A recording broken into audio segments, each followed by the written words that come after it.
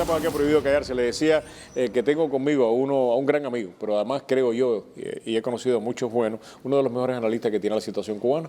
Para mí es un placer dar la bienvenida a Pablo de Cuba. Pablo, gracias por acompañarnos. Siempre a ti, Roberto. Mi querido amigo, ¿qué es lo que está pasando en Cuba desde el punto de vista económico? Porque las noticias que nos da Murillo es de una situación económica muy, muy difícil.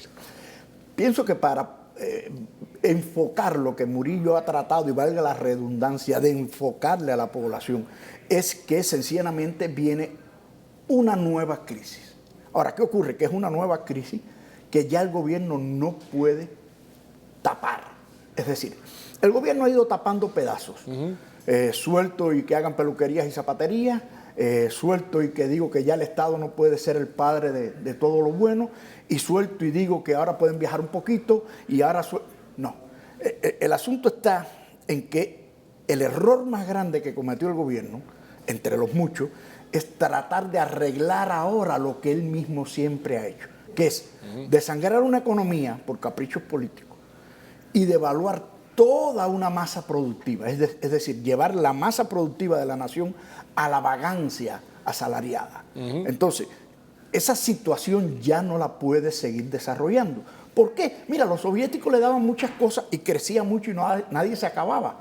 Decían, bueno, estamos creciendo en el empleo. Sencillo, de un día para otro, ese hombre que en aquel momento dijo eso, que ganaba 138 pesos, hoy ese mismo empleo que no existe gana 600.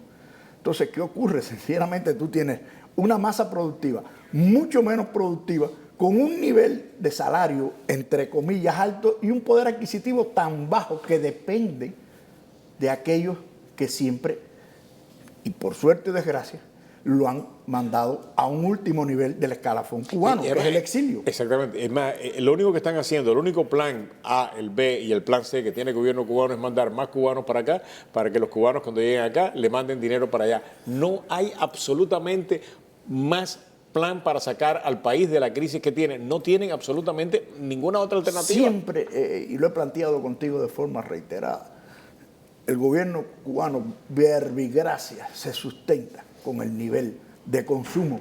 Aunque le llegue el dólar atrasado, ojo, no nos equivoquemos, el dólar llega a mi madre primero lo que hace es un estudio de mercado negro, a ver dónde le rinde más, un problema de humus económico, eso se hace aquí, exacto, que es el país de mayor competencia capitalista, no se va a hacer un país de ideología.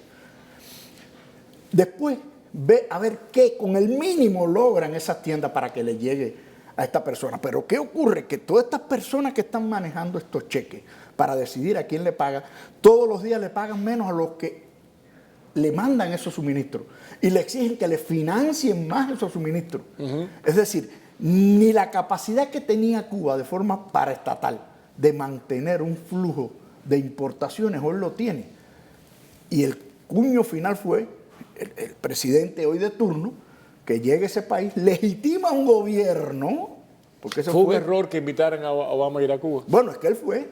O sea, ¿tú crees que él fue el que se invitó? No, él fue. Yo siempre he dicho, y tengo un artículo... ¿A nadie lo invitó? No, el ego y la soberbia se encontraron. Okay. El ego y la soberbia se encontraron. Él va allí, dice que es muy hermoso el modelo cubano, a sabiendas, o si no lo sabía, sus asesores nunca le dijeron, óyeme, si lo que más envidian en el Palacio de la Revolución es el triunfo de la calle 8. Claro. Entonces... Pero hizo estallar el modelo. Bueno, es que lo hizo estallar. Lo reventó por dentro. O sea, las personas que creen aquí que legitimizó el modelo, no. Lo estalló. Lo reventó. Lo que pasa es que la solución no llegó. Exacto. Ahí es donde está el problema. Raúl podía, vamos a decir, arriesgar un pedazo de poder. Porque creía que atrás de Obama llegaba la caballería con el dinero. Llegó Los Obama. Maletas. Exactamente. Y no hay maletas. No va a haber maletas. Pueden ir 17 grupos de influencia. No va a haber maletas. Se equivocaron de una manera espectacular. ¿Cuánto tiene que ver la situación en Venezuela y cómo el gobierno cubano tú crees que está manejando la situación en Venezuela? Mira, para el gobierno de Cuba, Venezuela se empezó a frenar del mismo instante en que Maduro le hizo rechazo al acercamiento de Estados Unidos a Cuba. Okay. Eso fue un punto crítico para Maduro.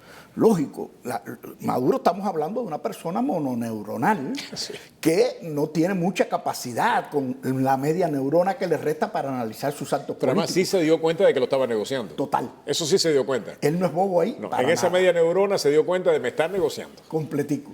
Lógico, Venezuela ya no es un país que puede decir voy a asumir para mantener políticamente una influencia a Cuba. No, porque ya la influencia de Cuba ahora se ve que son amigos de los norteamericanos. Entonces ya el Caribe ve las rayas, el que diga la franja y las banderas, que son muy similares a la cubana, son los mismos colores, lo que la diferencia es la cantidad de estrellas.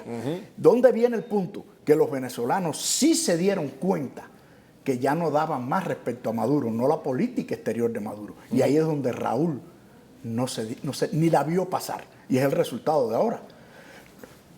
Nunca Venezuela subsidió lo que subsidió la Unión Soviética. Nunca. Venezuela llegó con petróleo y dólares, pero no subsidió guerras.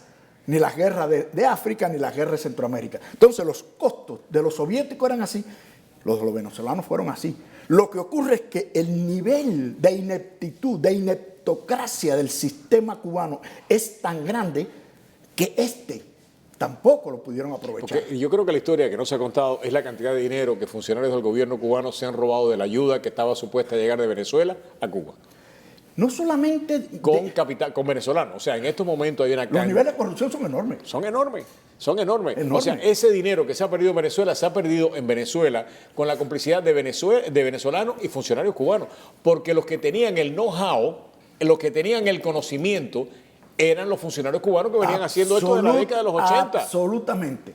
Hace muchos años yo dije ante las cámaras que Venezuela, los funcionarios venezolanos iban a usar los mismos esquemas que utilizaron los cubanos para pasarle por el lado a los Estados Unidos, lo único que lo van a utilizar en su provecho. Exactamente. Y estos son los millones de dólares que hay en el mundo entero. Exactamente. No papeles de Panamá ni nada de eso, no, en el mundo entero. En el mundo entero. Incluyendo Miami. Claro, y en Miami sobre todo, de que una de las cosas que estamos viendo es la exportación de capitales de Cuba a Miami, porque en Cuba no se puede invertir, no hay donde invertirlo. Aquí en Miami, en nightclub, en restaurante, en una cantidad de negocios tremendos se está invirtiendo ese dinero. Mira, hay un sector que a veces yo me quedo viéndolo y digo, esto va por un camino peligroso. Tú agarras 3 o 4 negocios cubanos que hayan florecido y detrás hay un interés político. No estoy acusando a ninguna de esa gente, para nada. No. Además, son muy inteligentes, se dejan mover. El dinero tiene eso, el dinero gorrión, donde mejor beca, ahí aterriza. Muchos de esos negocios que no dan la riqueza a la nación, vamos a estar claros, no dan la riqueza a la nación. Hoy por hoy no son ni remotamente pequeños comerciantes. No. Pero además, Raúl deja hacer eso. Fidel Castro era el que no permitía, sin él estar en el negocio, que estas cosas sucedieran. Te voy a decir un criterio muy personal. Raúl es mucho más cínico que Fidel. Fidel, al ser mucho más inteligente que Raúl, ha sido mucho más déspota y mucho más controlador de una nación. Totalmente. No. No. Ni él ni su gente. Exactamente. Uno era y el otro es este. Total. Gracias, mi querido. Gracias, mi querido. Un verdadero placer y un honor.